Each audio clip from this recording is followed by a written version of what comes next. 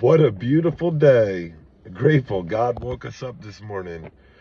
Yeah, it all comes down to gratitude. So you're going to keep hearing that word a lot as you follow my journey because it depends on how you look at things, right?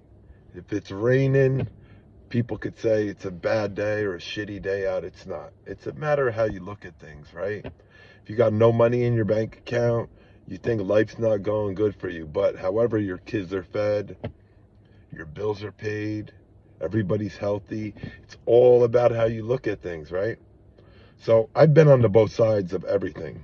I've been down, I've been up, I've been broke, I've been rich, I've been on both sides of everything, right? And it's about how you look at things, okay? Because I've been way up and I've had money and I felt shitty and I felt like things weren't going great because it was just money, you know? You got to think of all the other things that you have to be grateful for, you know, waking up and having people that love you. If you don't have people that love you, I love you, all right? And you can follow my page and you can follow the journey and you can see what we're doing over here because 13 years ago I was hopeless. I'm going to keep telling you that. I was hopeless. I was hopeless. The only reason I wasn't homeless is because my mother gave me a place to stay and my father, let me say that, okay? That's the only reason. Other than that, I lived every other struggle that these people live, and I've been there, and it was so hard to get out of. So hard to get out of. Okay? I'm going to say that again. It's so hard to get out of. So if you want to pass judgment on anyone, I'm telling you right now, okay? I'm a success story, and I'm telling you right now, it is so hard to get out of. It's so hard to stop what you're doing. That addictive behavior, the whole process of waking up and finding something and using it and drinking it, whatever your drug of choice might be, right? It is so hard to get out of that. And when you're going through that struggle, and if you ate that day, you think that you're doing good. Like you got nothing to your name, you're high, you're drunk, whatever, and you ate, and you think like, oh yeah, I'm living great. You're not. And you don't even see it till you're on the outside looking in, right? You don't see it. I've had friends that are sleeping at train stations, okay? And he has like a whole little community of people that, he ran with, and they all take care of each other. Um, when he actually got clean a couple of years ago, we went to Walmart and we bought these blankets and stuff. He knew exactly where to go. We passed out all the blankets and made sure these people were warm during the winter, right? So maybe that was the start of what, God had and God's plan for me. Sorry, I'm gonna make mistakes because I'm not gonna restart this video over. It's coming from my heart, always comes from my heart. So what we've accomplished in the last month, there was a building that burned down that feeds homeless, that also has AA meetings in the evening and during lunch hour. I've been there during the lunch hour. My old boss used to take me there during lunch because, he had the same issue I had and he overcame it, and he wanted to tell me, like, I kept telling him, I'll go next Friday with you or I'll go tomorrow with you. And he said a lot can happen by next Friday. You get in a drunk driving accident, kill somebody, DUI, there's just so many, a fight, get arrested, go to jail. There's so many things that can happen, right? And he was trying to teach me that, and I didn't get it until I got it, right? And it's not something that you can, I'll go back to saying how hard it is, okay? Before you judge somebody, it's very hard, okay? I've been to long-term treatment. I spent 6.5 months. I spent 6.5 months and lived in the Salvation Army in Newark, right?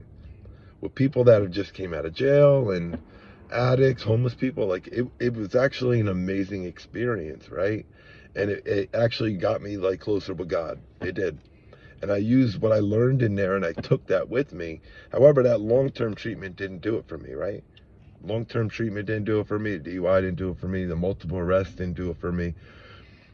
Short-term treatment over and over and over and over again, right? It didn't do it for me. Only thing I can think that did it for me, one is God, and two is the death of my cousin, right? So it's like, how things affect you, right? It's you can go through tragedy and you can really go up the deep end and self-destruct, or you can go through tragedy and that can change you for the better, right? An example, my best friend lost his girlfriend, right? He lost his girlfriend like a year ago, and honestly I thought like the odds of him, making it were like 5%. He's in recovery also, and I really thought the odds were like 5%. And you know what? I've seen him every single day at work cry and like go through it. And, I'd have to go sit at his house with him, make sure he didn't do anything stupid. Like, I mean, that's what we do. But, you know, people go through stuff. And that's how I think that what changed me is I went through something. I lost my cousin to somebody that was drunk driving. When I did that every single day of my life, open containers, I did that every single day of my life, and thank God I never hurt anybody or killed anybody, right? Why is there so many people walking by right now?